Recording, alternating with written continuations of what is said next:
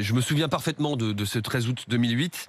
Je me souviens de vous également à l'époque, quelques temps après la mort de votre fils. Vous étiez extrêmement en colère. Vous aviez même déposé plainte Oui, après la mort de votre fils contre l'État français, mais contre l'armée. oui, bien sûr. Aujourd'hui, aujourd'hui, je sais même qu'il y a eu une deuxième plainte par la suite. Et les deux ont été classés sans suite.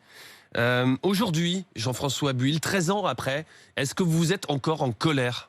Mais on est toujours en colère, parce qu'en fin de compte, 2400 ou 2500 soldats américains, 1100 soldats de l'OTAN Hmm. qui sont morts pendant ce conflit, ça veut dire 3500 soldats décédés, ça veut dire 3500 familles qui sont dans la misère, dans la panade, parce que nous, c'est tous les jours qu'on vit ça.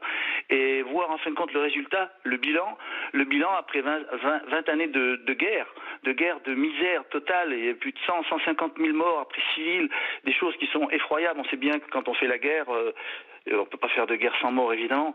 Mais enfin, nos soldats, ils sont pas faits pour ça. Déjà, ils étaient pas en France, ils étaient en Afghanistan. Bon, bien sûr, c'était leur travail, hein. Moi, mon fils et ses copains, c'était son métier, c'était son travail, c'était sa passion. Il a fait beaucoup de missions. Là, c'était une mission, bien sûr, à haut risque. Et nous, on s'en est pas rendu compte tout à fait. Lui non plus, pas tout à fait au départ. Mais après, bon, on s'est vite rendu compte que c'était un pays très dangereux. Et là, aujourd'hui, le résultat qu'il en est, ben, on peut dire que, en fin de compte, c'est une catastrophe politique et militaire, parce que le résultat, les talibans qui étaient au pouvoir il y a 20 ans Hmm.